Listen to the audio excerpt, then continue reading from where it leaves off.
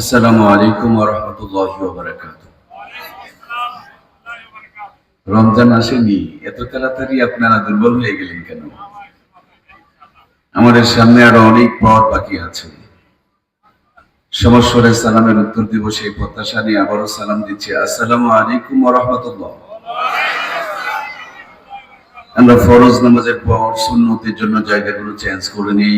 উদ্দেশ্য একটাই, যেখানে বসে ফরজ নামাজ আদায় করেছিলাম সেটি আপনার আমার জন্য সাক্ষী হয়ে গেছে। সুন্নতটা যদি নতুন জায়গায় হয় তো নতুন জায়গাটাও আপনার আমার জন্য সাক্ষী হয়ে যাবে। এজন্য আমরা ফরজ পড়ি এক জায়গায়, সুন্নতটা নতুন জায়গায় পড়ি, নতুন জায়গাটাকে সাক্ষী বানানোর জন্য। এতক্ষণ পর্যন্ত যেখানে বসে আলোচনা শ্রবণ করেছেন সেটি আপনার আমার জন্য সাক্ষী হয়ে গেছে। একটু দয়া করে সামনের দিকে এগিয়ে আসবো, ফাঁকা জায়গাটা পূরণ করে বসবো, নতুন জায়গাটারে সাক্ষী বানিয়ে ফেলবো। যতটা জায়গা চেঞ্জ করবো, প্রত্যেকটা জায়গা আপনার আমার জন্য আল্লাহর কাছে নাজাতের সাক্ষী দিবে। আমরা হযরত ওমর ফারুক, খালিদ বিন ওলীদ রাদিয়াল্লাহু তাআলা আনহুম তাদের উত্তরসূরি। যুদ্ধের ময়দানেও তারা সামনে থাকতেন। আর কোরআনের মাহফিলে আমরা কাপুরুষের মতন যদি পিছনে থাকি আর তাদের উত্তরসূরি দাবি করি, তাহলে এটা মিথ্যা এবং ভুয়া হবে। দয়া করে পিছনে থাকবো না, সামনের ফাঁকাগুলো পূরণ করে বসবো। দূরে বাহিরে রাস্তা পথে যারা ঘোরাফেরা করছি, অত্যন্ত বিনয়ের সঙ্গে অনুরোধ করছি, আমি একেবারে বাংলাদেশের এক প্রান্ত থেকে আর এক প্রান্তরে এসেছি। হাজার হাজার কিলোমিটার পাড়ি দিয়ে আপনাদের খেদমতে এসেছি। আপনি এখনো ঘর থেকে বের হতে পারলেন না, এখনো চার দোকান থেকে মাহফিলে ঢুকতে পারলেন না, এখনো রাস্তার থেকে বের হয়ে এসে কোরআনের মাহফিলে বসতে পারলেন না। এটা অত্যন্ত দুঃখের একটা বিষয়। একজনও দূরে বাহিরে রাস্তা পথে দোকানপাটে ঘোরাফেরা করবো না। এলাকাতে যারা মেহমান হিসেবে এসেছি, সবার সুদৃষ্টি কামনা করছি। আমরা পুরুষেরা দূর দূরান্তে যেতে পারলেও কিন্তু আমাদের মা বোনরা দূর দূরান্তে যাওয়ার সুযোগ পায় না। বাড়ি ঘরগুলোতে যদি আমরা আড্ডা জমাই, তাই তো আর মা বোনদের ওয়াজ শোনার সুযোগ হবে না। বাড়ি ঘরগুলোকে ফাঁকা করে দেব, নিজেরা ওয়াজ শুনবো, মা বোনকে একটু আল্লাহর কোরআন থেকে কিছু শোনার সুযোগ করে দেব। আল্লাহ কোরআনের জন্য আমাদের সকলকে কবুল করুক। আমরা সবাই করি আল্লাহুম্মা আমিন।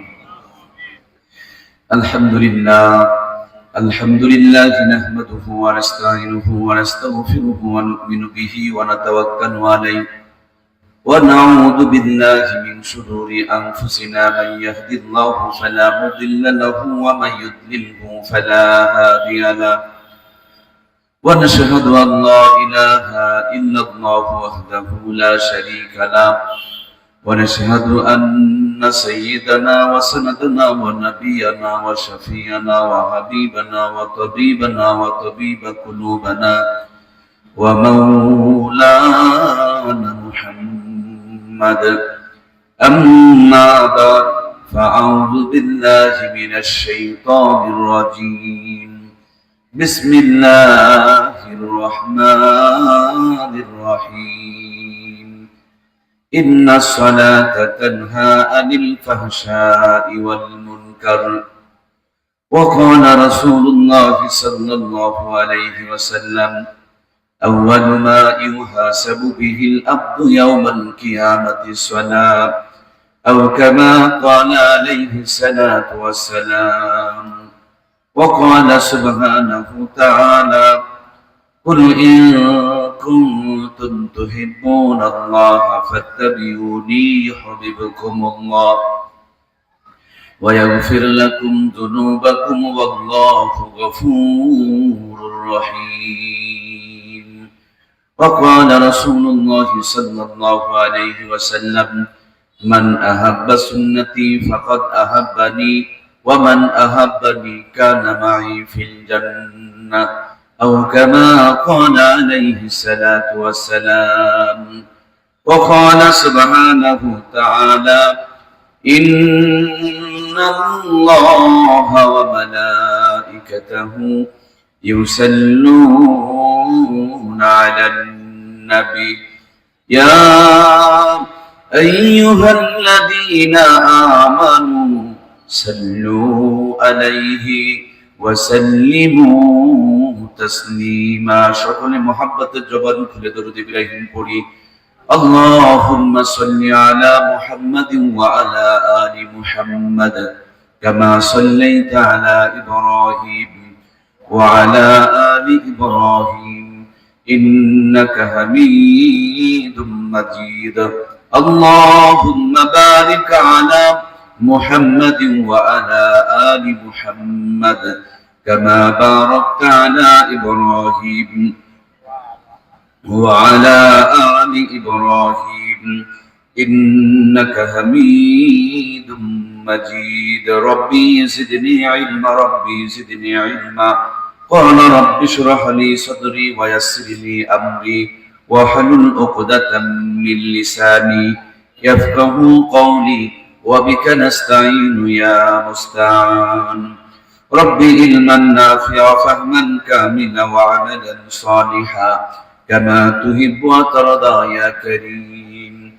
حسبنا الله نعم الوكيل نعم المولى ونعم النصير ومن يتوكل على الله فهو حسبه والله المستعان على ما تصفون الحمد لله ثم الحمد لله মুআজ্জাজ মুহতারাম সম্মানিত আজকের এই মহতি আয়োজনের সম্মানিত সভাপতি প্রধান অতিথি বিশেষ অতিথিবৃন্দ আমার সামনে উপস্থিত আমার কলিজার টুকরা প্রান্তীয় ভাইয়েরা পর্দার আড়ালে অবস্থানরত সম্মানিত মমতাময়ী মা এবং বোনেরা আমরা সকলে মিলে মহান আল্লাহর কাছে মন প্রাণ ভরে হৃদয় উজাড় করে কণ্ঠের সবটুকু আবেগ মহব্বত ভালোবাসা প্রয়োগ করে শুকরিয়া আদায় করছি যিনি আপনাকে আমাকে দয়া করে মায়া করে রহমত করে বরকত করে মাগফিরাত করে ভালোবেসে আজকের এই মুহূর্ত পর্যন্ত বাঁচিয়ে রেখেছেন যার দয়ায় বেঁচে আছি তার কাছে শুকরিয়া আদায় করি পড়ি আলহামদুলিল্লাহ বহু মানুষ বেঁচে আছেন কিন্তু সকলেই সুস্থ নেই আপনাদের খুলনার বিভিন্ন হাসপাতালে ক্লিনিকে ফুলতলার বিভিন্ন হাসপাতালে ক্লিনিকে বহু মানুষ পড়ে আছে এখন সবচেয়ে বেশি যে জিনিসটি খাওয়া হয় তার নাম ঔষধ সবচেয়ে যে জিনিসটি বেশি বিক্রি হয় সেটার নাম ঔষধ সবচেয়ে যে জিনিসটাতে মানুষ বেশি আক্রান্ত হয় সেটাও হলো অসুস্থতা আল্লাহ চাইলে আপনাকে আমাকে ওইরকম একটা রোগী বানিয়ে ফেলে রাখতে পারতেন যিনি দয়া করে সুস্থ রেখেছেন যার দয়ায় সুস্থ রয়েছি তার সুস্থ জবান নিয়ে তারই দরবারে আলিশানে আরো আরেকবার শুকরিয়া আদায় করে নিই পড়ি আলহামদুলিল্লাহ বহু মানুষ বেঁচে আছেন সুস্থ আছেন কিন্তু অনেকেই গুনার কাজ নিয়ে ব্যস্ত আছেন সময়টা এমন চলছে যে মানুষ জান্নাত থেকে পালাচ্ছে আর জাহান্নামের দিকে দৌড়াচ্ছে নেকির কাজ ছেড়ে দিয়ে গুনার কাজের প্রতিযোগিতা করছে কে কেমনে কার চাইতে কত বেশি পাপ করতে পারে নরমাল পাবলিক ভদ্র সাজার জন্য বিড়ি টানতেছে বিড়ি করে প্রমোশন নিয়ে সিগারেট ধরতেছে সিগারেট করে আপডেট হবে মশলা বের করে গাঁজা ভরতেছে গাঁজা খোর বসে নেই ফেন্সিডিল ধরছে ফেন্সিডিল করে অফ হয় নাই নতুন করে হিরোইন শুরু করছে হিরোইন করেরা বাবা ইয়াবা চালু করছে এই পাপের প্রতিযোগিতায় মায়েরাও পিছিয়ে পড়ে নাই তেনারাও মোটা কাপড় ছেড়ে দিয়া পাতলা এর চাইতে আরো পাতলা তার চাইতে বেশি পাতলা এখন যে যত পারে নিজের কাপড়টা চিরে ফেরে কেটে ছেটে নিজের ইজ্জতটুকু বের করে দেশের মানুষকে দেখায় জাহান্নামের জন্য দাওয়াত দিয়ে বেড়ায় আবার নিজেকে দামি সম্মানী জ্ঞানী ডিজিটাল এবং স্মার্ট মনে করে ঠিক কিনা যখন পাপ করাটা সহজ আর পাপ থেকে বেঁচে থাকাটাই বড় কঠিন সুন্নত তরিকায় বসে প্রস্তাব করলে ব্যাগডেট আর কুকুরের মতন দাঁড়ায় প্যান্টের চেন টান দিয়া বল বিয়ারিং রিং পিস্টন বের করে চরচর করে ছেড়ে দিলে নাকি আপডেট সত্য কথা বললাম সোশ্যাল বোকা ইউজলেস মূর্খ আদিম জামানার মানুষ আর মিথ্যা কথা বললে চালাক জ্ঞানী বুদ্ধিমান বুদ্ধিজীবী শরীর ঢাকা পোশাক পরলে ব্যাগডেট আর কাপড় পরে নেনটা হয়ে যারা ইজ্জত দেখায় দাঁড়ায় ওই কাপড় পরনেওয়ালা নেনটুগুলো নিজেকে আজকে দাবি করে আপডেট এবং ডিজিটাল ঠিক কিনা যখন পাপ করা সহজ আর পাপ থেকে বেঁচে থাকাটাই বড় কঠিন সেই মুহূর্তে যে মালিক যে মেহেরবান যে দয়াবান সমস্ত গুনাহ থেকে বাঁচায়া জান্নাতের পথ দেখায় জান্নাতের ভিতরে কবুল করেছেন তার কাছে আরো একবার শুকরিয়া আলহামদুলিল্লাহ এটা যে জান্নাতের বাগান কোন সন্দেহ আছে ভাই নবীজি বলেছেন যেখানে কোরআন এবং হাদিসের আলোচনা হয় এটা হলো জান্নাতের বাগান এটা যে জান্নাতের বাগান তার ছোট্ট এবং নগদ একটা নমুনা দেখুন এলাকায় বহু মানুষ আছে কিন্তু সবার তকদিরে জান্নাত নেই আর যাদের তকদিরে জান্নাত নেই ওরা এই জান্নাতে এখনো পর্যন্ত ঢুকতে পারে নাই এসেছিল দুইজন জান্নাতীটা জান্নাতে ঢুকেছে আর জাহান্নামীটা এখনো রাস্তার মধ্যে কুকুরের সাথে পায়চারি করতেছে, কুকুরের সাথে লেপ লাইট করতেছে। এই জান্নাতীগুলো জান্নাতে এসেছে আর জাহান্নামীগুলো এখনো পর্যন্ত চার দোকানে চাই খাচ্ছে। অথচ এখান থেকে যদি কোনো গানের আওয়াজ যেত, ঢোলের আওয়াজ যেত, মমতাজ আপা, শাকিব খান, শাহরুখ খান আসতো, আমার রাস্তায় ঘূর্ণিওয়ালা ভাইদেরকে দড়ি দিয়ে জিঞ্জির দিয়ে বেঁধে কি আটকানো যেত? যদি মমতাজ আপা, শাকিব খান, শাহরুখ খান থাকতো, কাঁচা কুঞ্চি দিয়ে সব সব করে পিটন শুরু করলে এদিক দিয়ে পিটন দিবেন, এদিকে আসবে, এদিক দিয়ে পিটন দিলে ওদিকে আসবে, মানে এই জাহান্নাম ছেড়ে যাবে না। আর এখন কাঁচা কুঞ্চি নিয়ে রাস্তায় যান, দেখবেন কুঞ্চি দিয়ে পিটন শুরু করলে ভিতরে ঢুকবে না, অন্যদিকে দৌড় মারবে। মানে এটা যে জান্নাত, ওর তকদিরে যে জান্নাত নেই, সেজন্য জান্নাতে আসতে পারে না। যে যেখানেই আছেন আমি বিনীত অনুরোধ করছি, একটা মাছ পানি ছাড়া বাঁচে না। একজন মুসলমান আল্লাহর কোরআন থেকে দূরে থাকতে পারে? দয়া করে কথা বলতে হবে, পারে? আপনাদের খুলনার মাছ পানি ছাড়া কি বাঁচে? খুলনার মাছ পানি ছাড়া বাঁচে না। খুলনার ভাইয়েরা কোরআন থেকে দূরে থেকে কেমনে নিজেকে মুসলমান দাবি করে, এটা তো আমি বুঝি না। এটা খান জাহান আলীর পুণ্যভূমি। আমি বিনীত অনুরোধ করছি যে যেখানে আছেন, যদি বেঁচে থাকেন আর সুস্থ থাকেন, কোরআনের মাহফিলে আসতে হবে। যতদূর পর্যন্ত আওয়াজ যাচ্ছে, আপনার জন্ম যদি মুসলমানের ঘরে হয়ে থাকে, শরীরে যদি মুসলমানের রক্ত থেকে থাকে, কানে কোরআনের তেলাওয়াতের আওয়াজ যাবে আর আপনি দাঁড়িয়ে থাকবেন, হতেই পারে না। কোরআনের তেলাওয়াত ভিতরে কানের মধ্যে গেলে ঈমানের বারুদ জ্বলে উঠবে। কথা বলুন ঠিক কিনা? বিনীত অনুরোধ রইল, সত্যি যদি মুসলমানের বাচ্চা হয়ে থাকে, জন্ম যদি মুসলমানের ঘরে হয়ে থাকে, শরীরে যদি মুসলমানের এক ফোঁটাও রক্ত থেকে থাকে, অসুস্থ হলে মাপ, তাছাড়া কোনো মাপ নেই। কোরআনের মাহফিলে আসতে হবে, এটা মুসলমানের ঈমানের পরিচয়, ঠিক কিনা? এটা আওয়ামী লীগের অনুষ্ঠান না যে বিএনপি বিড়ি খাবে, আর বিএনপির অনুষ্ঠান না যে আওয়ামী লীগ চা খাওয়ার টাইম পাবে। এটা কোরআনের অনুষ্ঠান। যার ভিতরে ঈমান আছে, সেই মানুষটা কোরআনের অনুষ্ঠানে আসবে, বসবে, কোরআন থেকে সুধা পান করে ঈমানকে আরো মজবুত করবে, ঈমানকে আরো শক্তিশালী করবে। আল্লাহ এই কোরআনের সুপারিশ আমাদের সবার জন্য নসিব করে দে, বলুন আমিন। এলাকার সমস্ত ভাইগুলোকে আল্লাহ তুমি কোরআনের মহব্বতে এই ময়দানে এসে হাজির হয়ে যাওয়ার তৌফিক দিয়ে দাও, বলুন আমিন। আমি আবারও অনুরোধ করছি, এলাকাতে যারা মেহমান এসেছেন, আজকে আপনি আত্মীয়তা করতে আসেন নাই, গল্প করতে আসেন নাই, এসেছেন ওয়াজ শোনার জন্য। বাসায় আড্ডা জমাবেন আর মা বোনগুলোকে ওয়াজ শোনার থেকে মাহরুম রাখবেন। আমরা বেকুব মার্কা মেহমান চাই না, আমরা কোরআন প্রেমী মেহমান চাই, যারা বাড়ি ঘর ফাঁকা করে দিয়ে মাহফিলে চলে আসবে। মা বোনরাও একটু ওয়াজ শোনার সুযোগ পাবে। আল্লাহ আমাদের সকলকে কোরআনের জন্য মঞ্জুর করে নিন, বলুন আমিন। প্রিয় বন্ধুরা, আমার আগামীকাল যেহেতু আলোচনা আছে, আজকে অল্প টাইমের ভিতরে আমাদেরকে কথাগুলোকে গুছিয়ে বলতে হবে। কোন কথা বলবেন? আজকের আপডেট হলো, আপনাদের খুলনা সর্বগত বিশ্ববিদ্যালয় একজন মহিলাকে আর একজন ভাই একবারে সরাসরি শুট করছে। শুট বোঝেন তো? বোঝে না, বোঝে না, বোঝে না। আগে করছিল নৌকাওয়ালা, এখন করতেছে নাকি ধানের শীষওয়ালা। কি লাভ হইল ভাই? কিয়ামতের আগে মানুষ মানুষকে মারবে, কেন মারবে সেও জানে না, কেন মরবে এটাও জানে না। মানুষের জীবনের দাম এত কমে যাবে। আগেকার মানুষ একটা পিপলিকা মারতেও ভাবতো, এখন মানুষ মানুষকে মারতেও ভাবে না। আল্লাহ তুমি আমাদের হাতগুলোকে অন্য ভাইদেরকে কষ্ট দেওয়ার থেকে নিরাপদ রাখো, বলুন আমিন। আমরা কোন জুলুম যেন না করি, আল্লাহ জুলুম মুক্ত আমাদেরকে জীবন দিক, বলুন আমিন। দেখলেন না, 16 বছরের প্রতিষ্ঠিত জুলুম বাস ধ্বংস হয়ে গিয়েছে। আপনি যদি আবার সেই পথে হাঁটেন, আপনার ধ্বংস হতে কয় মিনিট লাগবে রে ভাই?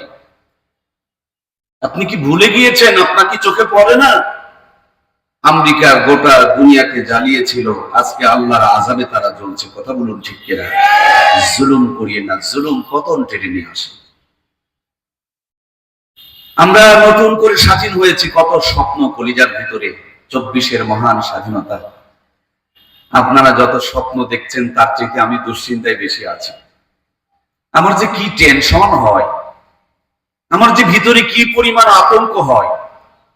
আমি যে কি পরিমাণ এটাকে নিয়ে চিন্তা করি, কারণ যে এই স্বাধীনতা টিকবে কয়দিন, থাকবে কয়দিনের, লাস্টিং কয়দিন। স্বাধীন তো এটাই নতুন নয়, এর আগেও তো স্বাধীন হয়েছিলাম রে ভাই। স্বৈরাচারের চাচার হাত থেকে স্বাধীন হলাম, পাকিস্তানের হানাদারের হাত থেকে স্বাধীন হলাম, 200 বছরের ব্রিটিশের গোলামির হাত থেকে আমরা স্বাধীন হয়েছিলাম। 80 বছরের ব্যবধানে এই বাংলার জমিন চারবার বড় বড় স্বাধীন হয়েছে। একটা স্বাধীনতা টিকাইতে পারে নাই, একটা স্বাধীনতা রক্ষা করতে পারে নাই। আমরা অন্ধকার থেকে উঠি, তার চাইতে বড় অন্ধকারে পড়ি। মাত্র একটাই কারণ, এক চোর চলে যায়, বড় চোর ক্ষমতায় বসে আমরা যেই পরিমাণ অন্ধকারে ছিলাম তার চাইতে অন্ধকারে আমাদেরকে ফেলে দেয়। কথা বলেন ঠিক কিনা? সুতরাং আগামী দিনে রাষ্ট্রপতির চেয়ার থেকে নিয়ে মেম্বারের চেয়ার পর্যন্ত প্রত্যেকটা চেয়ারে যদি কোরআন সুন্নাহর আদর্শের মানুষগুলোকে আমরা বসাইতে পারি, এদেশ আর ধ্বংস হবে না, স্বাধীনতা আর নষ্ট হবে না, রক্তগুলো বৃথা যাবে না, নতুন করে আর কোনো অন্ধকার এই জাতির উপরে আসবে না। কথা বলুন ঠিক কিনা? সুতরাং আমরা সব দেখেছি, আর একটাই মাত্র স্বপ্ন, একটা জিনিস দেখার বাকি, বাংলার জমিনে কোরআনের পতাকা আমরা দেখতে চাই। আল্লাহ কোরআনের পতাকার তলে আমাদেরকে কবুল না করে, ছায়া না দিয়ে, কোরআনের রাজ কায়েম না করে আমাদের কাউকে দুনিয়া থেকে নিও না। সবাই বলি আল্লাহুম্মা আমিন। আল্লাহ আমাদেরকে কোরআনের জন্য কবুল আর মঞ্জুর করুক। সবাই বলি আমিন। প্রিয় ভাইয়েরা আমার, আজ আপনাদের যত সমস্যা, খালি সমস্যার কথাগুলো যদি আমি অনার্গল বলি, রাত শেষ হয়ে যাবে, কিন্তু সমস্যা বলা শেষ হবে না। কথা আছে, সর্বাঙ্গে ব্যথা মলম দিব কোন জায়গায়। একটা রোগীর যদি অনেকগুলো রোগ হয়, ডাক্তারের কাছে গেলে অ্যান্টিবায়োটিক নামক একটা ক্যাপসুল ধরায় দেয়। আমার কথা কি বোঝা যাচ্ছে? অ্যান্টিবায়োটিক খেলে সব রোগ, বলুন না ভালো হয়ে যায়। এক ক্যাপসুল সব রোগ ভালো হয়ে যায়। তেমনি অ্যান্টিবায়োটিক মানের কিছু ইবাদত, অ্যান্টিবায়োটিক মানের কিছু নিয়ামত, অ্যান্টিবায়োটিক না মানের কিছু পথ আল্লাহ তাআলা আপনাকে আমাকে দেখা দিয়েছে। এই পথগুলো যদি আমরা ধরতে পারি, আমরা পথ হারাবো না। এই পথ আপনাকে আমাকে সব রোগ থেকে বাঁচায় দেবে। সুবহানাল্লাহ। আমরা এসেছি নওগাঁ থেকে, যদিও লেখা আছে কি সারাজারি চট্টগ্রামে, আমি ওখানে লেখাপড়া করেছি, বুঝতে পেরেছেন? তখন থেকে বক্তৃতা করি।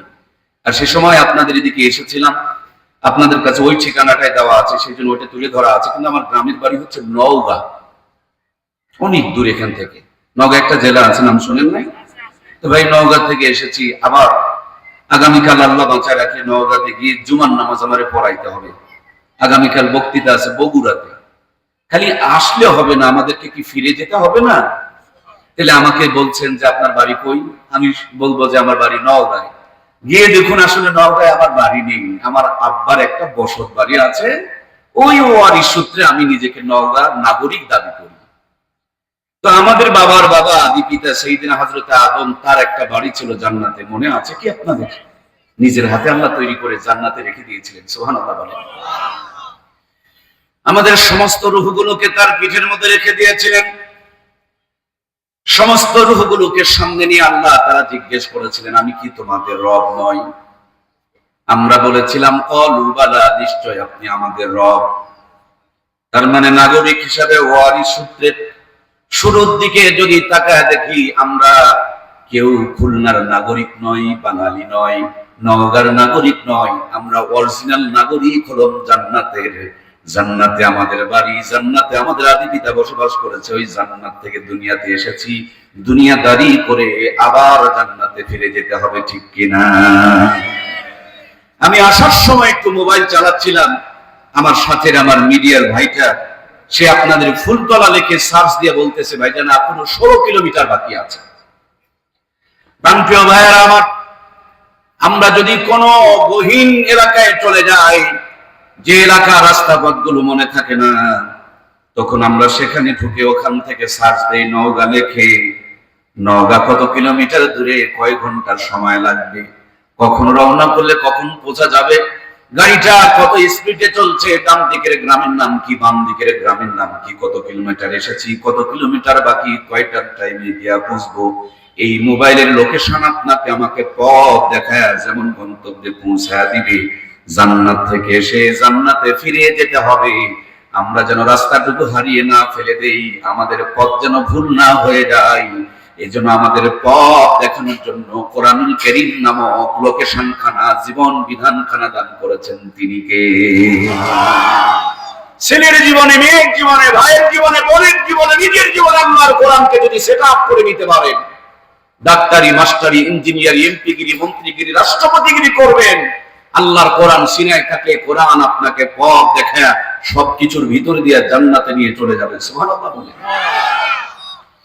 উত্তরবঙ্গ থেকে দক্ষিণবঙ্গে চলার জন্য সবচাইতে সহজ পথ হলো ট্রেনের লাইন। আমি ট্রেন যোগাযোগে অনেকবার আপনাদের খুলনাতে এসেছিলাম।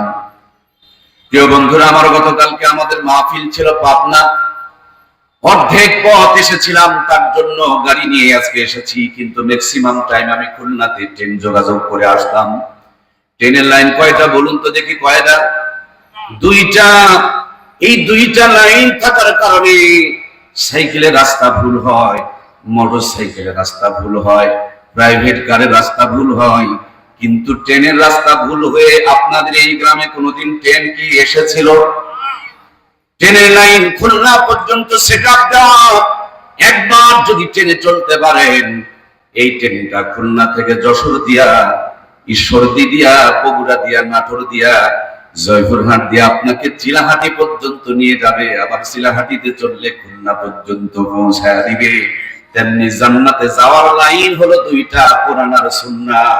ছেলেকে বলেন, মেয়েকে বলেন, ভাইকে বলেন, বোনকে বলেন, আর নিজেকে বলেন, জীবনটা যদি কোরআন সুন্নাহর লাইনের উপরে তুলে দিতে পারেন, দুনিয়ার সব কিছু করবেন ওই কোরআন সুন্নাহর লাইন ধরে থাকলে, এই লাইন একদিন আপনাকে আমাকে দুনিয়া শেষ করার পর জান্নাত পর্যন্ত পৌঁছায় দিবে।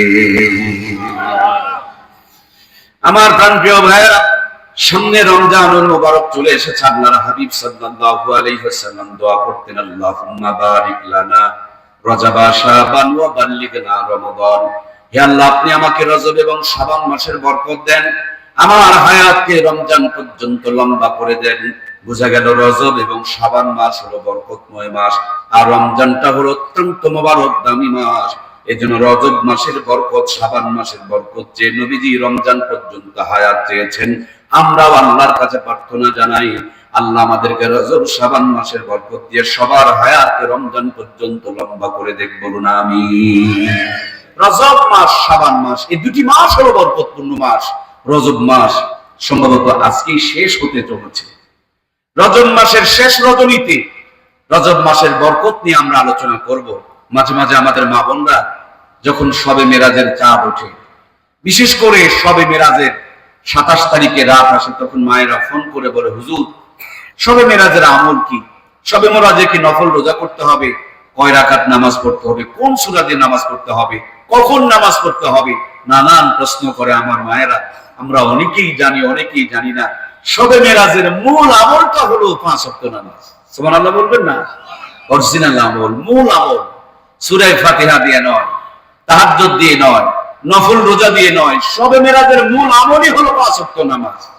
একজন মানুষের জীবনে শুরু থেকে নিয়ে শেষ পর্যন্ত, জন্ম থেকে নিয়ে মৃত্যু পর্যন্ত জীবনের প্রত্যেকটা ক্ষেত্রে শবে মেরাজের রাত্রে যে আমল আল্লাহর কাছ থেকে আল্লাহর হাবিব নিয়ে এসেছিলেন তা হলো নামাজ।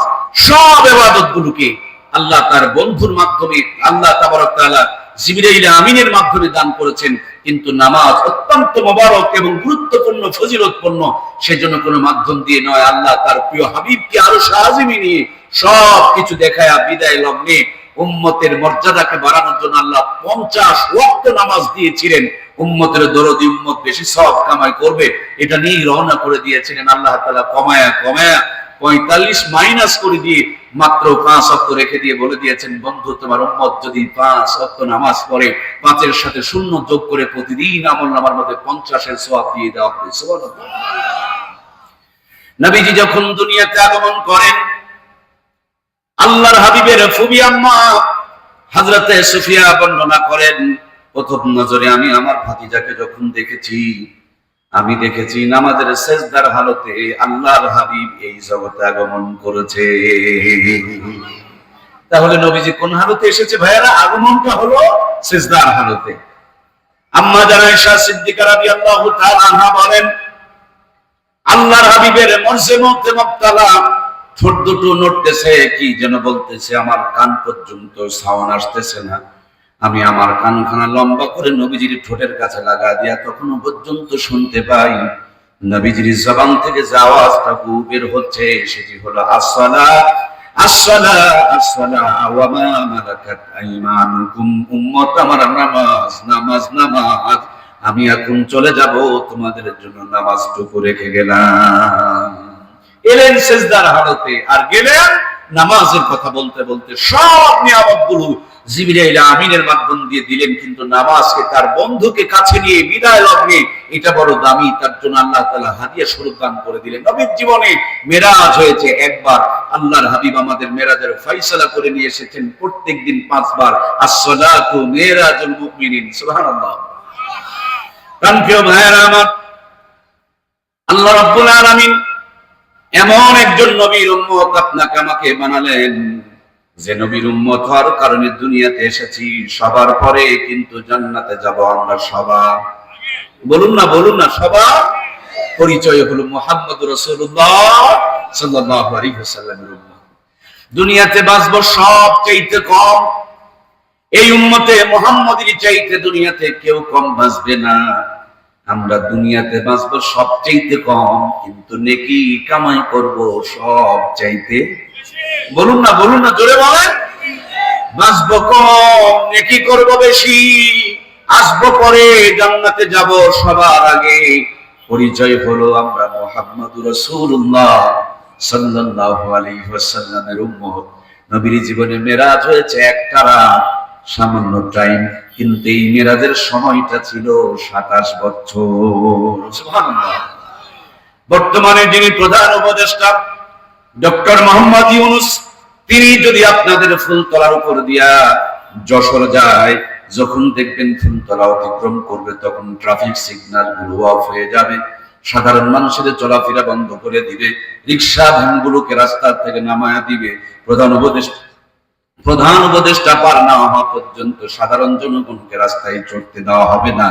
বাংলাদেশের প্রধান উপদেষ্টার জন্য আমাদের ফুলতলার চলাফেরা যদি বন্ধ হয়ে যায়, আল্লাহর পরে যেই নবীর শান, মান, মূল্যায়ন, মর্তবা এবং মর্যাদা, ওই নবী যখন মিরাজে রওনা করেছেন, রওনার সাথে সাথে আল্লাহ তাআলা গোটা দুনিয়ার সমস্ত প্রতিপত্তিগুলোকে বন্ধ করে দিয়েছেন। 27 বছরের জন্য অফ করে দিয়ে শুধু আল্লাহ আর মুহাম্মদুর রাসূলুল্লাহর প্রেম হয়েছে। সুবহানাল্লাহ। নবীজি মিরাজে গিয়া আল্লাহর অসংখ্য নিয়ামতগুলো দেখছেন।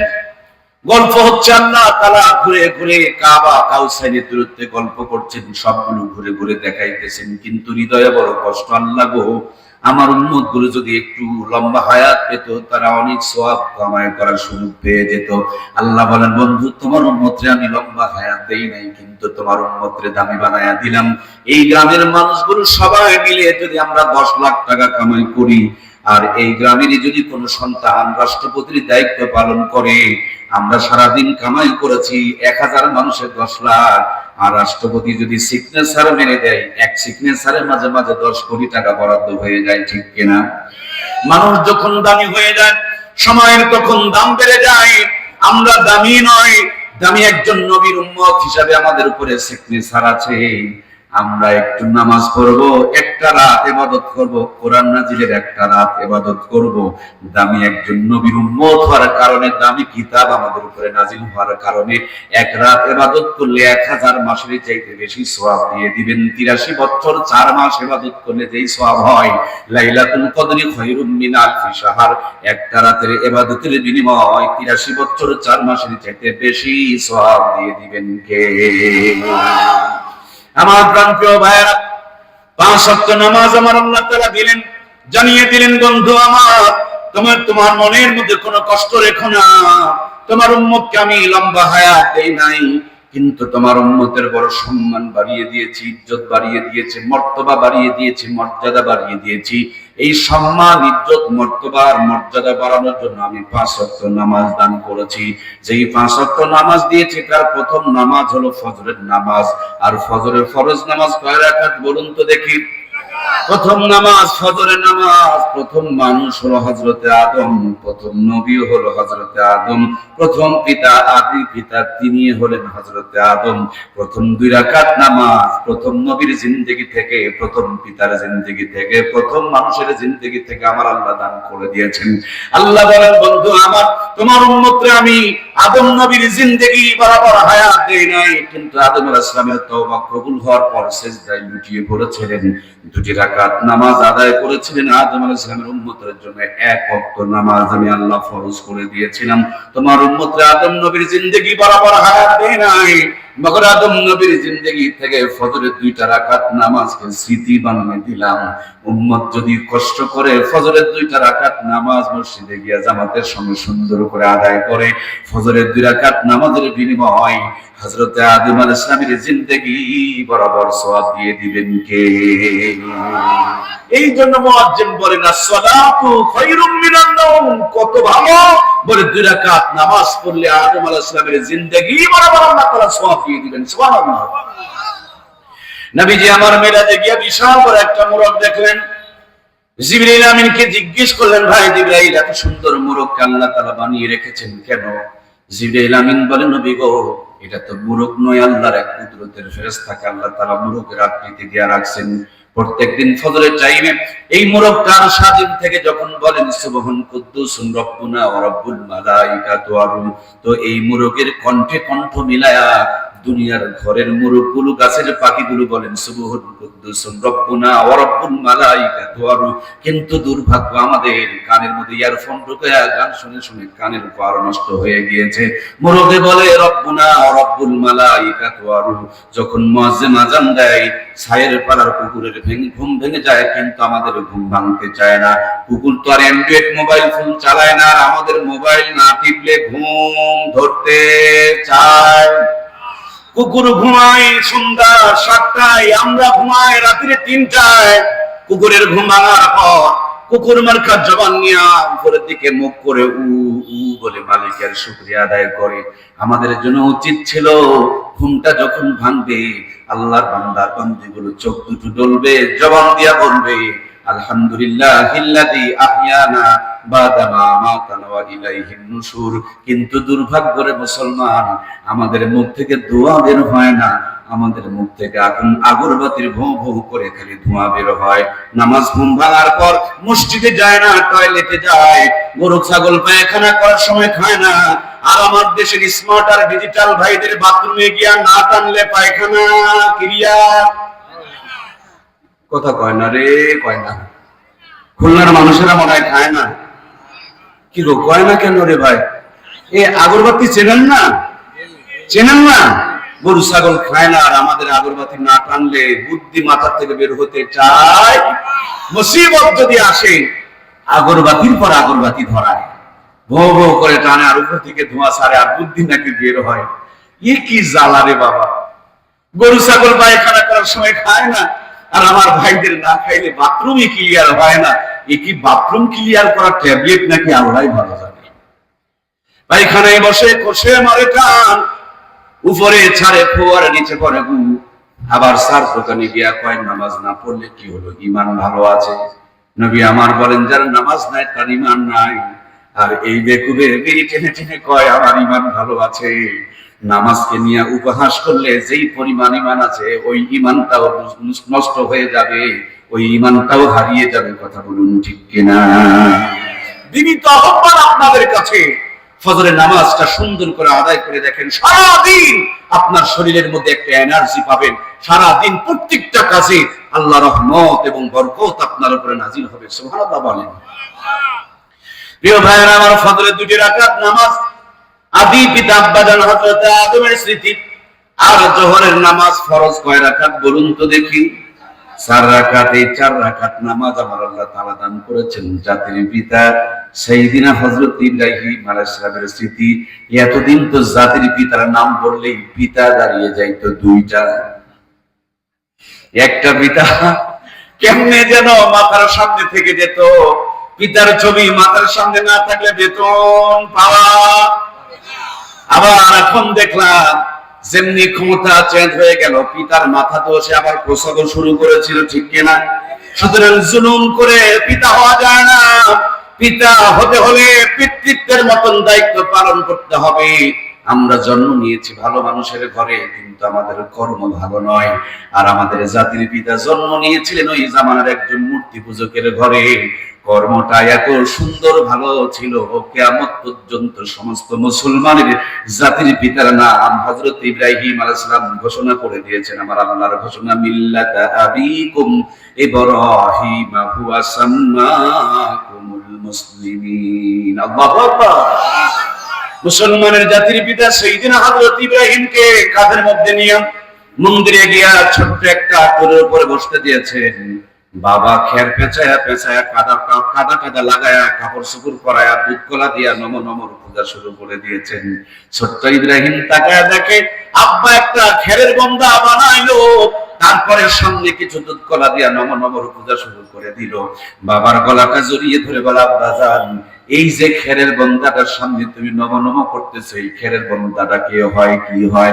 বাবাই কয়, খেরের এই বন্দাটা হয় রব, প্রভু, ভগবান, দেবতা, খোদা।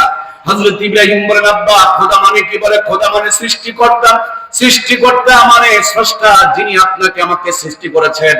আল্লাহর পয়গম্বর ছোট্ট ইব্রাহিম বলেন, আব্বা আমি নিজের চোখে দেখলাম, কেবলই তুমি এই খেরের বন্দাটাকে নিজের হাতে বানাইলা, এটা কেমনে স্রষ্টা হয়? বরঞ্চ তুমি তার স্রষ্টা। সুবহানাল্লাহ।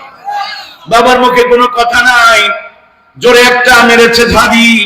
আল্লাহর পয়গম্বর কান্না করতে করতে চলে গিয়েছেন বাড়ি।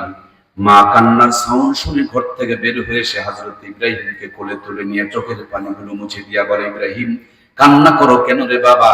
আল্লাহর পয়গম্বর বলেন, মা আব্বা একটা খেরের বন্দা বানায়া ওইটাকেই বলতেছে স্রষ্টা, তুমি আমার মা, সত্য করে বলো না, খেরের বন্দা কি মানুষের স্রষ্টা হইতে পারে? মাকে বলে, মা ও মা, দয়া করে আমারে বলো না, আমার রব, আমার প্রভু, আমার স্রষ্টা, আমার রিজিক দাতা, জীবন দাতা, বিধান দাতা, সৃষ্টিকর্তা কে? মা বলে, বেটা রে, এই কথাগুলো বলা যাবে না। এই কথাগুলো বলার কারণে কোন কোন রিওয়ায়াতে 40,000, কোন রিওয়ায়াতে পাওয়া যায় 80,000 সন্তানকে নমরুদ হত্যা করেছে। এই কথা যদি তুমিও বলো, তোমাকেও মেরে ফেলে দিবে। আমরাও দেখেছিলাম যারা হাজার হাজার মেয়েকে ধর্ষণ করে সেঞ্চুরি অর্জন করে মিষ্টি খেয়েছে, কোনদিন তাদের জেলে ঢোকা লাগে নাই।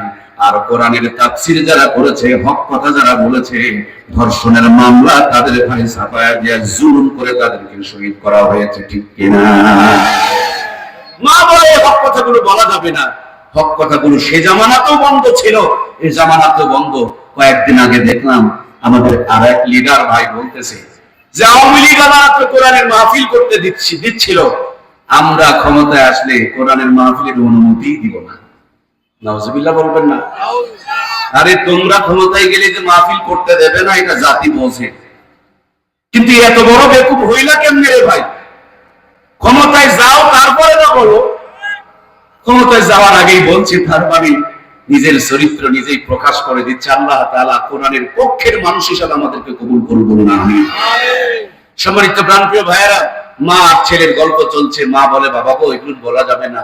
মাকে বলে, মা আমার রবটাকে তুমি চিনায়া দিবে না? আমার স্রষ্টাকে, আমার প্রভুকে, আমাকে কে এত সুন্দর করে সৃষ্টি করেছে তাকে তুমি পরিচয় করায়া দিবে না? মাকে বলে, আম্মা আমার রবকে, আমার প্রভুকে। মা বলে, আমি তোর পেটে রেখেছি, কষ্ট করে ডেলিভারি করেছি, দুধ পান করিয়েছি, লালন পালন করি, আমি তোর রব, আমি তোর প্রভু, আমি তোর খোদা। মাকে বলে, মাগো তুমি যদি আমার রব হও, তাহলে তো তোমারও একজন রব আছে। সুবহানাল্লাহ বলবেন না? মায়ে বলেন, আমার রব হলো তোমার বাবা আজর কুমার। আজর কুমার তোমার বাবাই আমার কামাই রোজগার করে লালন পালন করেন। হযরত ইব্রাহিম বলেন, আম্মা আমার রব যদি তুমি হও আর তোমার রব যদি আমার বাবা হয়, তাহলে বাবারও একজন রব আছে না নাই? মায়ে বলে, বেটা তোর বাবা রব হলো দেশের বাদশা নমরুদ। নমরুদ চাকরি দিয়েছেন এবং বেতন দেয়। আমরাও 16 বছর দেখেছিলাম আল্লাহর হুকুম মানত না, কিন্তু সরকারের হুকুম 16 আনা মানত। জনগণের ট্যাক্সের টাকার গুলি জনগণের বুককে ঝাঁঝরা করে দিত সরকারের কথা মতন, ঠিক কিনা?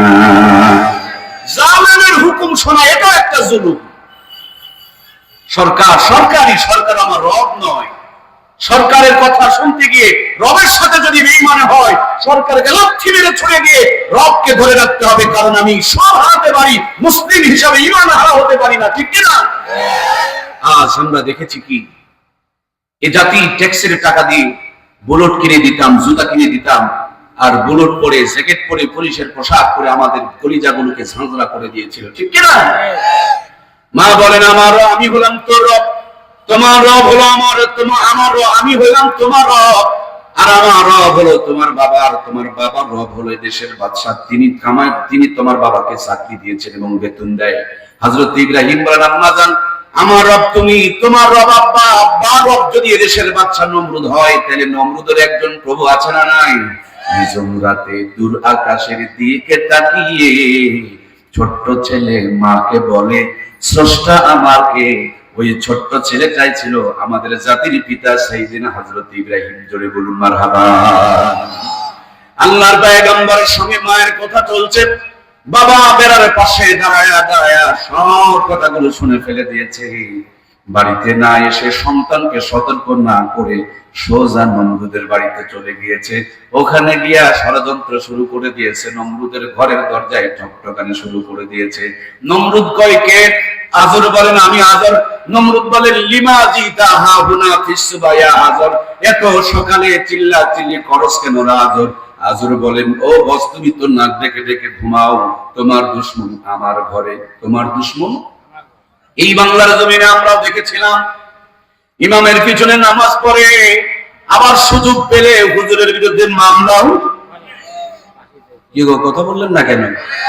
এদেশে আলেমদের বিরুদ্ধে যত মামলা হয়েছে, প্রত্যেকটা মামলা হিন্দু, বৌদ্ধ, খ্রিস্টান করেছে। সমস্ত মামলার বেশিরভাগ মুসলমানের ঘরের সন্তান মুসলমানরা করেছে, যারা ইমামের পিছনে নামাজ পড়তো তারা ইমামদের বিরুদ্ধে মামলা করতো। কথা বলুন ঠিক কিনা? বাবার সাথে মায়ের বিয়ে হুজুরি পড়াইছে, জন্মের পর ডান কানে আযান বাম কানে একামত এই হুজুরটাই দিয়েছে।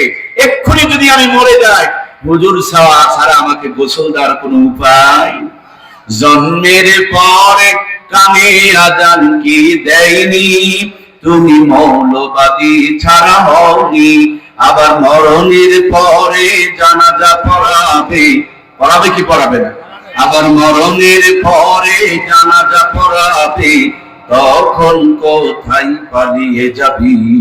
সত্যের পক্ষে গান গাই বলে আমি বিপ্লবী, কোরআনের কথা বলবো তাই বলবে আমাকে মৌলবাদী, হাদিসের কথা বলবেন তাই বলবে আপনাকে ফতুয়াবাজি। কেন বিপ্লবী, বিদ্রোহী, মৌলবাদী, কেন ফতুয়াবাজি? জোরে বলুন মারহাবা।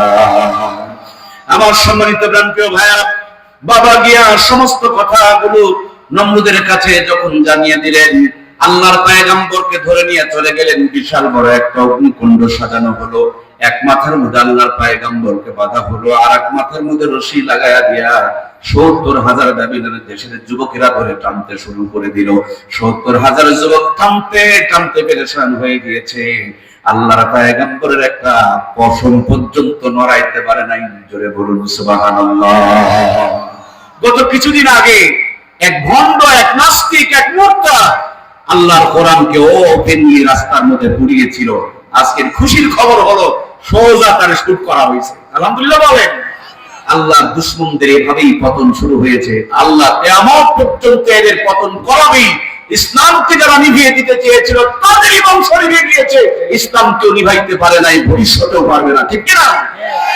সম্মানিত প্রিয় ভাইয়েরা আমার, আল্লাহর পয়গম্বরকে ধরে এক মাথায় বেঁধে আর এক মাথায় রশি লাগায়া ৭০,০০০ যুবকরা টানতে টানতে পেরেশান হয়ে গিয়েছে, কিন্তু তারা একটা পশম পর্যন্ত নড়াইতে পারে নাই। নমরুদ তো ভীষণ টেনশনে পড়ে গেল, নমরুদ ভীষণ বেকায়দায় পড়ে গেল। নমরুদ চিন্তা করতেছে, সর্বনাশ, এটা আবার কি হলো?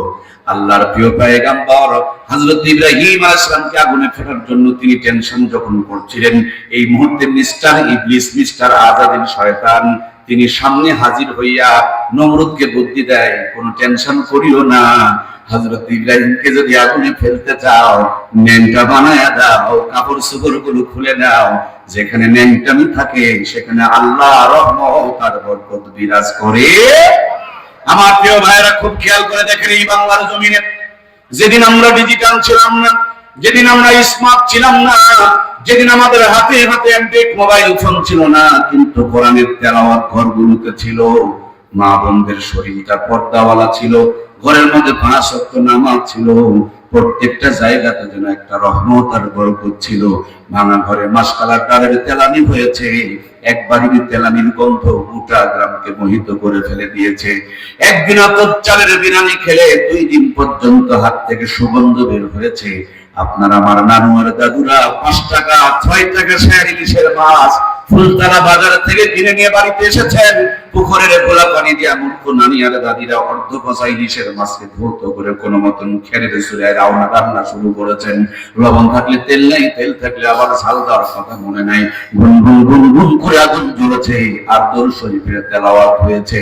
যে মানুষটা কিনে নিয়ে এসেছেন হালাল টাকায় কিনেছেন, যিনি রান্না করেছেন তিনি পবিত্র গায়ে রান্না করেছেন, যিনি খাবার পরিবেশন করেছেন তার মাথায় কাপড় ছিল, বুক ঢাকা পোশাক ছিল, বিসমিল্লাহ বলে খাবারটা পরিবেশন করেছেন।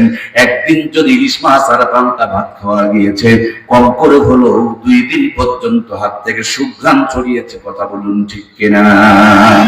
সেই নারী দাদিদের স্মৃতিচারণে পহেলা বৈশাখ উদযাপন করি আমরা। 6 টাকার কেজি ইলিশের মাছ 6000 টাকা দিয়ে সাগর থেকে, পাথরঘাটা থেকে বরফ দিয়ে প্যাকেজিং করে অরিজিনাল ইলিশ মাছ সাপ্লাই করে নিয়ে আসতেছি আমরা। ভাঙা ঘরগুলোকে বিল্ডিং বানিয়েছি, মূর্খ নানি দাদিদের নাতনিদেরকে আমি 5 ডিগ্রি পাস করিয়েছি। নরমাল চুলা ভেঙে দিয়ে গ্যাসের চুলা আমদানি করেছি, সাধারণ মশলা বাতিল করে দিয়ে রাঁধুনি গুঁড়া মশলা ব্যবহার করতেছি। কত উন্নতি করেছেন, রাত ফুরিয়ে যাবে, উন্নতির গণনা শেষ হবে না। কিন্তু যোগ মিলায় দেখেন, এত উন্নতি করার পর, স্মার্ট বউ ডিজিটাল কায়দায় রান্না করার পর খাবার সময় নাকি নিয়ে চেক করতে হয় ইলিশ না সিলভার কাপ। কথা বলুন ঠিক কিনা? আগে কি সুন্দর দিন কাটাইতাম আমরা, কি যুবকেরা নাই নাকি? একটু লাগান না আমার সঙ্গে। আগে কি সুন্দর দিন কাটাইতাম আমরা, আগে কি সুন্দর দিন কাটাইতাম। ফজর যখন হইতো মজমাজান দিত, মধুরা জান শুনে বিছানা ছাড়িতাম আমরা, মধুরা জান শুনে ঘুম ছাড়িতাম। যতই থাকুক কাম আগে নামাজ পড়িতাম, হাজার থাকুক কাম আগে নামাজ পড়িতাম। নামাজ পড়িয়া তেলাওয়াত করিতাম আমরা, নামাজ পড়িয়া কোরআন পড়িতাম। আগে কি সুন্দর দিন কাটাইতাম আমরা, আগে কি সুন্দর দিন কাটাইতাম। জোরে বলুন মারহাবা। লা ইলাহা ইল্লাল্লাহ,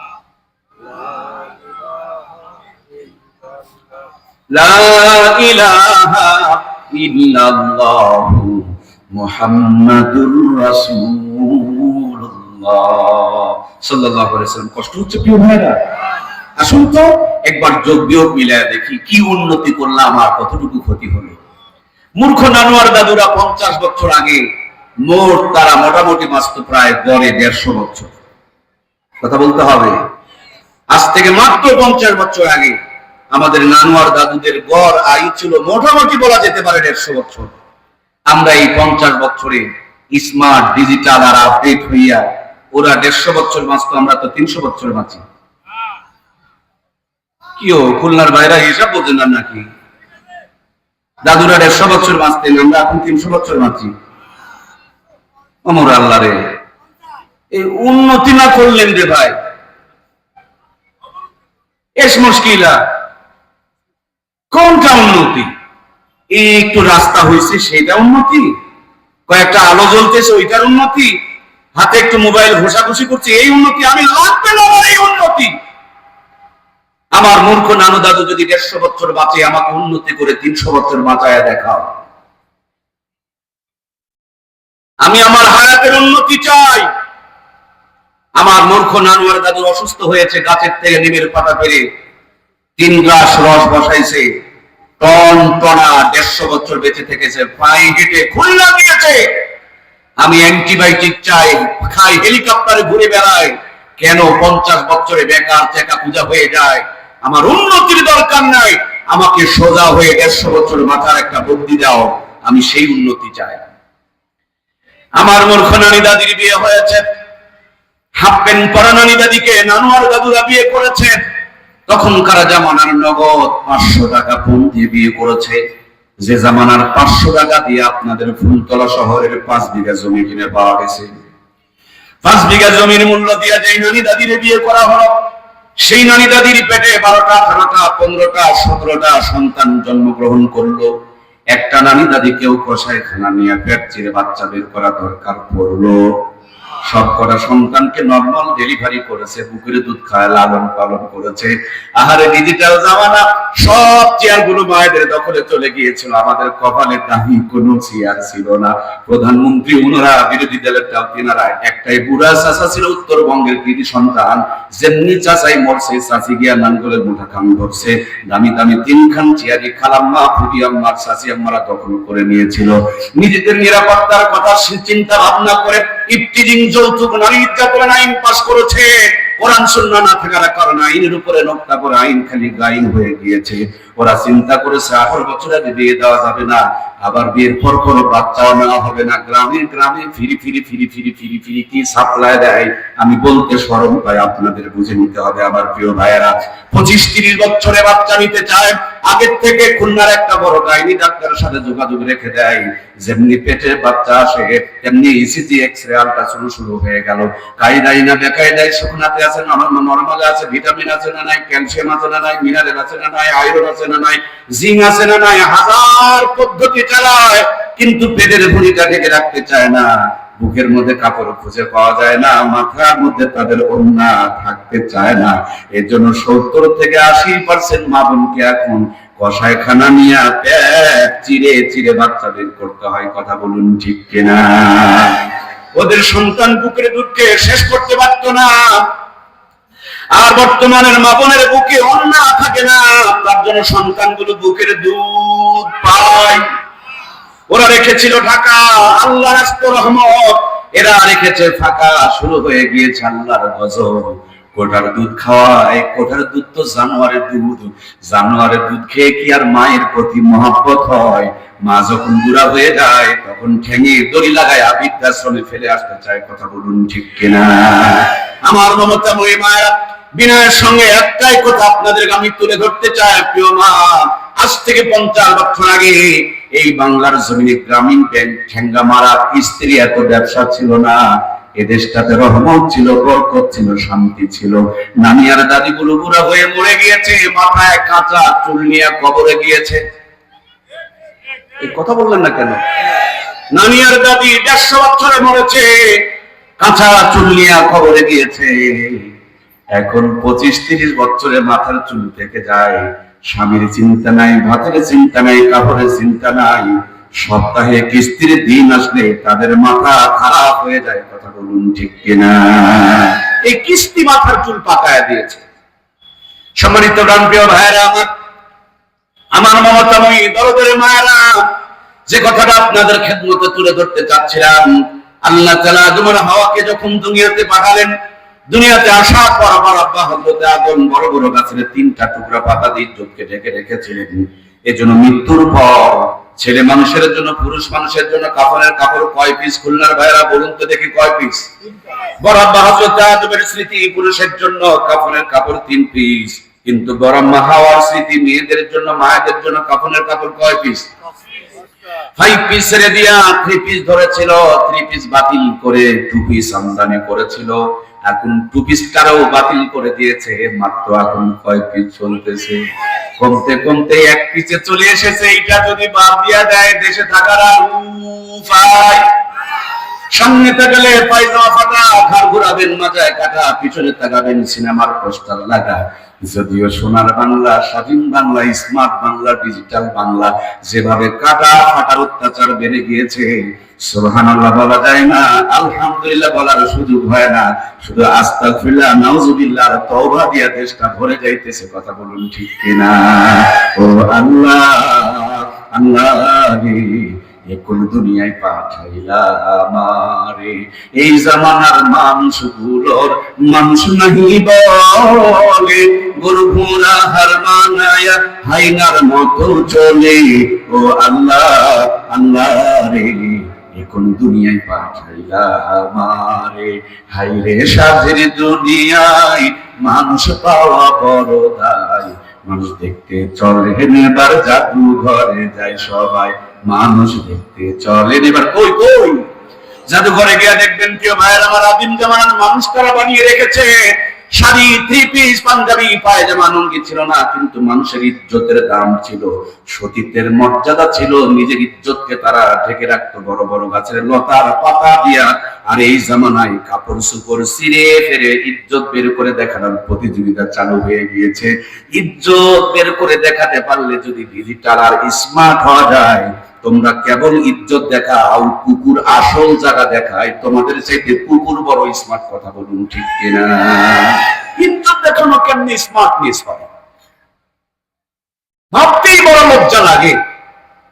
এ কি গো, নিজের বউটার বিউটি বাড়ায় সাজায়া মোটরসাইকেলের পিছনে বসায় পিক আপ টানে আর মানুষকে দেখায়, কথা বলছেন না কেন? আরে শীত ঠান্ডা এও তো বড় হারামি। ছেলে মানুষেরা দেখবেন যে এই পরিমাণ মোটা কাপড় পরে, মেয়েদেরা পরে কি, মানে ছেলে মানুষকে ঠান্ডা লাগে, লেডিসদেরকে লাগে না। ये क्या चीज है? খুলনা যখন আসতেছিলাম, এই নদী পার হচ্ছিলাম, আমি গাড়ির মধ্যে গান গাইতেছিলাম, শামসু ভাইরে বলতেছিলাম, আর আমার ইমাম সাহেব ছিল ইয়াদুল ভাই, তারে বলছিলাম আপনারা শুনিয়েন না। আমি বলছিলাম এক খালাম্মা দেখছি বোরকা পরে আছে, আর সামনের দিকে তার দুইটা মেয়ে, খালাম্মা বোরকা পরা, মাগুর ওই দুইটা বোরকা পরা নয়। আমি বললাম খালাম্মা, ও খালাম্মা, ধীরে ধীরে বলতেছি, জোরে করে বলা যাবে না, তোমার দিকে কেউ তাকাবে না, তার জন্য কি সুন্দর করে তুমি ঢেকে রাখছো, আর তোমার মেয়েটা মানুষকে ভেলকে লাগাবে তার জন্য দেখার ব্যবস্থা করে রাখছো। তোমার এই সিটারি আর বাটপারি, ধান্দাবাজি, ধোকাবাজি আমরা ধরতে পারবে না। কথা বললেন না কেন? আমি জানি এই রোগে আপনারাও আক্রান্ত।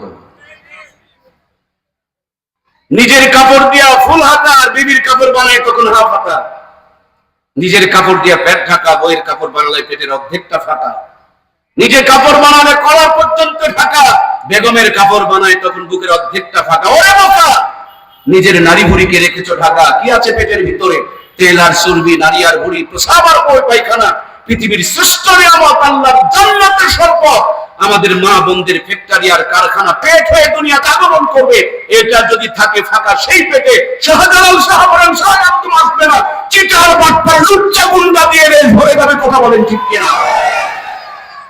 এক এরশাদ শিকদারকে ফাঁসি দিয়ে মনে করেছেন বেঁচে গিয়েছেন, হাজার এরশাদ শিকদার এদের পেট দিয়ে আসবে। কথা বলেন ঠিক কিনা? অলরেডি এসে গিয়েছে, এরশাদ তো খালি ফেসে গিয়েছে, হাজার এরশাদ শিকদার এসে গিয়েছে। আল্লাহ আল্লাহ আল্লাহ, কষ্ট নিলেন। হযরত ইব্রাহিমকে আগুনে ফেলার জন্য কি করতে হবে? ভুলে গেছে, ভুলে গেছে। ওয়াজ ভোলা যাবে না তো ভাই, ন্যাংটা করতে হবে, উলঙ্গ করতে হবে। যেখানে উলঙ্গ ফোনা থাকে সেখানে রহমত আর বরকত, জান্নাতের রহমতের ফেরেশতারা থাকে না। আজ আমাদেরকে অটোমেটিকলি আমরা নিজেরা নিজেদের কাপড় ছিঁড়ে ফেরে কেটে সেটে ন্যাংটা হওয়ার নিজে নিজে প্রতিযোগিতা শুরু করেছি, ঠিক কিনা? আরে আগে তো মেয়ে মানুষগুলোর কাপড় ছিঁড়তো, ফাটতো, এখন দেখি ছেলেদেরও পায়জামা ছিঁড়া। কথা কয় না গো? ফাটা পায়জামা দেখেন না আপনারা? স্মার্ট এবং বাম্পু পায়জামা, হাইলি পায়জামার পায়জামা গো, পাশার থেকে অর্ধেকটা খুলে থাকে, খালি বারবার পিছন দিকে টানা। একটা লেবার রাখো তোমার পায়জামা টেনে ধরে রাখার জন্য। কি বেকুব আমরা হয়ে গিয়েছি বলেন তো। সেদিন আপনার আমার গোপালগঞ্জে যাচ্ছিলাম, গাড়ির থেকে নেমে একটু ব্যাগ নিতেছে, আমার ডান পাশে আর এক ভাই, উনিও ব্যাগ নিতেছে। হঠাৎ করে দেখতেছি ব্যাগ টানতে গিয়ে চাপ করছে, পাশার থেকে পুরা প্যান্ট খুলে গেছে।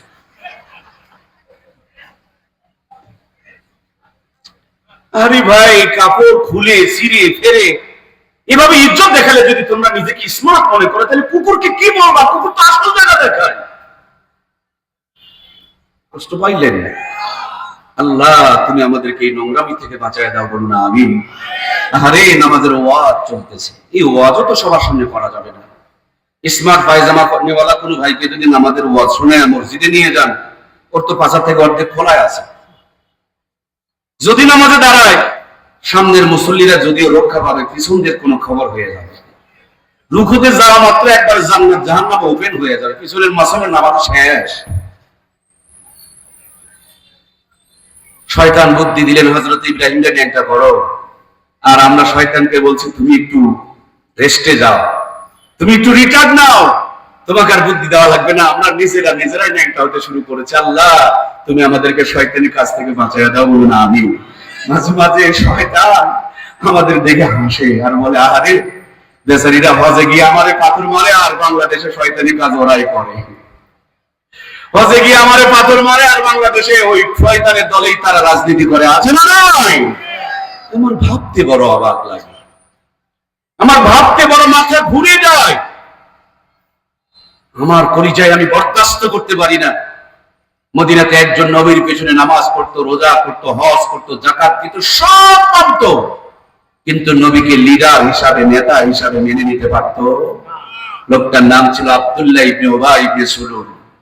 এই লোকটা ছিল জাহান্নামের মুনাফিকদের লিডার, জাহান্নামের সবচেয়ে নিম্ন দেশে তার জায়গা। সব করতো, কিন্তু ইসলামের রাজনীতি যেটাকে আমরা বলছি, এই জায়গাতে তার প্রবলেম ছিল, একটু সন্দেহ ছিল, কিন্তু ছিল। কেন ছিল? এই কারণে তিনি মুনাফিকের লিডার হয়েছে। মনে করেন আমি নামাজ পড়ি, রোজা করি, হজ করি, যাকাত দেই, কিন্তু ইসলামের রাজনীতি মেনে নিতে যদি আমার কষ্ট হয়, আমার সমস্যা হয়, আমার খারাপ লাগে, উনি যদি মুনাফিকের লিডার হয়, তাহলে আমি কি এই জামানার বড় মুনাফিকের লিডার নয়? যারা যারা কথা বলছেন না, জবানে প্যারালাইসিস হওয়ার আলামত। উনি যদি ওই জামানার মুনাফিকের লিডার হয়, আমি কি এই জামানার মুনাফিকের লিডার নয়? কথা বলতে হবে, নইলে কিয়ামতের দিন তোমার শয়তানের কাতারে দাঁড়াতে হবে। সারাকে সারা বলেন, কাউকে কালা বলেন। আমি আপনার বিরুদ্ধে ফতোয়া দেইনি, আমি আমার বিরুদ্ধে ফতোয়া দিয়েছি। নামাজ পড়ি, রোজা করি, হজ করি, যাকাত দেই, কিন্তু ইসলামকে মেনে নিতে মন চায় না। ইসলামের রাজনীতি আমার পছন্দ হয় না। ইসলাম অনুযায়ী দেশ চলকে আমি মেনে নিতে পারি না। সে যদি ওই জামানার মুনাফিকের লিডার হয়, আমি কেন এই জামানার মুনাফিকের লিডার নয়? আমিও এই জামানার টাটকা মুনাফিকের লিডার, এখানে কোনো সন্দেহ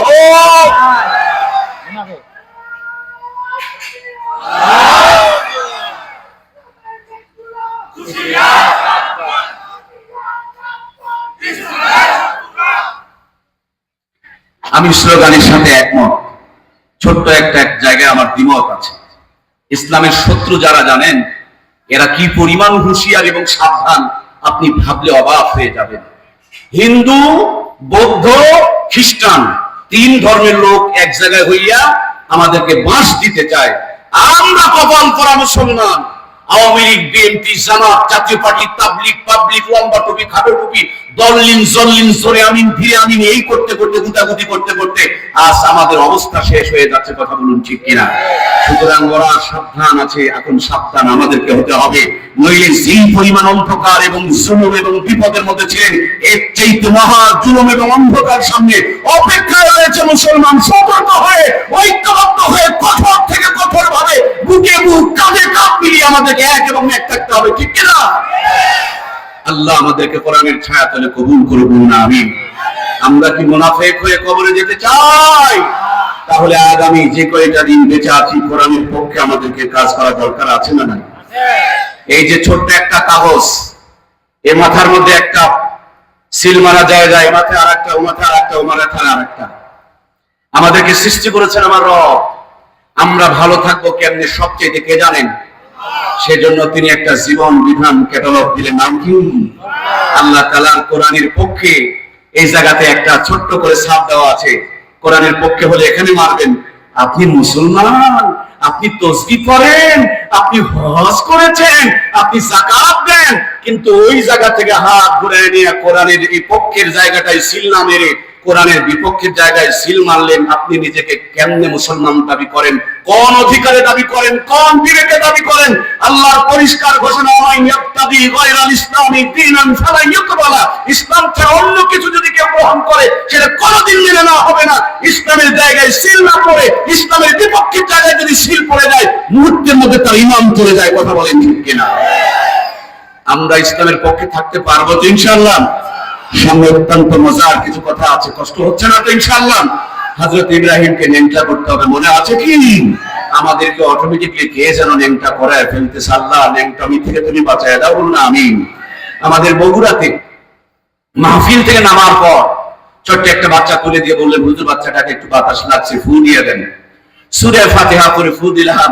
বললো বাচ্চাটা ঘুমিয়ে পড়েছে, কান্না বন্ধ হয়েছে, বমি করা বন্ধ হয়েছে। আমার যেন পেরেশানি শুরু হয়ে গেল। আরে এতটুকু বাচ্চা ভাজা পুরা খাইতে খাইতে বাহিরে গেলে যদি বাতাস কুতাস লাগে, বমি করে, পায়খানা করে, পেট ব্যথা করে, এমনি তো আমার মা বোনগুলো ফর্সা, আমরা করছি না তেমন কোনো ভরসা। এরপরও বিউটি পার্লারে সাজুগুজু করে, মুসলমানের পোশাক নাই, কিরণমালা কটকটি পাখি পরে, রাত মানে না, দিন মানে না, সকাল বিকালে তাওয়াক্কা করে না, তবু কোম্পানি ম্যানেজারের মতন খালি করে ঘোরাফেরা করে। এই ভাব ন্যাংটাপনার কারণে, বেহায়াপনার কারণে, বেপর্দাপনার কারণে আল্লাহর আযাব আর গজবের বাতাস লাগে কি লাগে না? আজ আযাব আর গজবের বাতাসে আমাদের খাবারের স্বাদগুলো হারিয়ে গিয়েছে, ঠিক কিনা?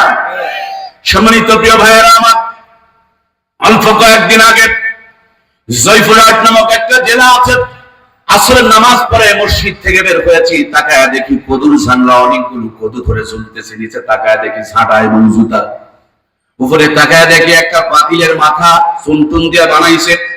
তার কয়েকদিন পরে দিনাজপুরে দেখলাম একটা কাঁঠালের গাছে গরুর কুরবানির মাথার হাড় ঝুলায় রাখছে। নওগাঁ জেলা মাতাজি হাট এলাকা তরমুজের জমিতে বুশ বানায়া পাছায় বাঁশ দিয়া, মাথায় পাতিল দিয়া, গলায় জুতার মালা ঝুলায় রাখছে। আমার গ্রামে হানাফি আর আহলে হাদিসের গুতাগুতির কারণে দুইটা মসজিদ, নতুন মসজিদের সামনে তাকায় দেখি একটা গাভীর গলায় জুতার মালা। কয়েকদিন আগে দেখলাম একটা ইজি পাওয়ার নিচে জুতা ঝোলা। সবগুলোর কারণ সারমর্ম করে বলছি, এর মূল কারণ হলো একজন নাম কয়েকজনকে জিজ্ঞেস করেছিলাম, তরমুজের জমিতে বুশ বানায়া পাছায় বাঁশ দিয়া, মাথায় পাতিল দিয়া, গলায় জুতার মালা দিয়া রাখছেন কেন? বুশকে এইভাবে শাস্তি দিয়েছেন কেন?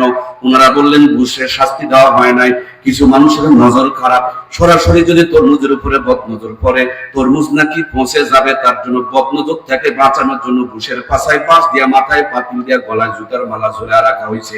কথা কি বোঝা যায়? তরমুজ আপনার কদুর জাংলার নিচের দিকে ঝাঁটা এবং জুতা ঝুলায় রাখছে বদনজর থেকে বাঁচানোর জন্য। কাঁঠালের গাছে ও পাতিলের মধ্যে আমার ভাইরা গরুর মাথার হাতটা ঝুলাই দেয়া রাখছে। আমি চিন্তা করলাম, ওরে মুসলমান, তোমার মাথায় কত বুদ্ধি গো, তুমি বদনজর থেকে কদু বাঁচাইতে পারো, বদনজর থেকে তুমি তোমার বেগুনকে রক্ষা করতে পারো, বদনজর থেকে তুমি তোমার কাঁঠালকে বাঁচাইতে পারো, বদনজর থেকে তুমি তোমার গাভীকে হেফাজত করো, বদনজর থেকে তুমি তোমার তরমুজের জমিনটারে সংরক্ষণ করতে পারো, কিন্তু তুমি তোমার মার দাম বোঝো না, কিন্তু তুমি তোমার বোনের দাম বোঝো না, মেয়ের দাম বোঝো না। ওগুলোকে বদনজর থেকে বাঁচাই, আর এগুলোকে পাতলা কাপড় পরায়া মার্কেটে ঘুরাইয়া বদনজর যারা লাগায় নিয়ে বেড়ায়, আল্লাহ এদের সম্বন্ধে বলেন, ওয়ালাকাদ যারানা লিজাহান্নামা কাসীরাম মিনাল জিন্নি ওয়াল ইনস লাহুম কুলুবুন লা ইয়াফকাহুনা বিহা ওয়া লাহুম আ'য়ুনুন লা ইবসিরুনা বিহা ওয়া লাহুম আযানুন লা ইয়াসমাউনা বিহা উলাইকা কালানাম বাল হুম আযাল উলাইকা হুমুল গাফিলুন। আল্লাহ বলেন, কিয়ামতের দিন অনেক সংখ্যক জিন আর ইনসানকে জাহান্নামে দেওয়া হবে। তাদেরকে বিবেক দিয়েছিলাম, চোখ দিয়েছিলাম, কান দিয়েছিলাম, শুনছে, দেখছে, বুঝছে, মগর ওগুলোকে বদনজর থেকে বাঁচাইছে, আর বউ বাচ্চাটারে বদনজর লাগাইছে।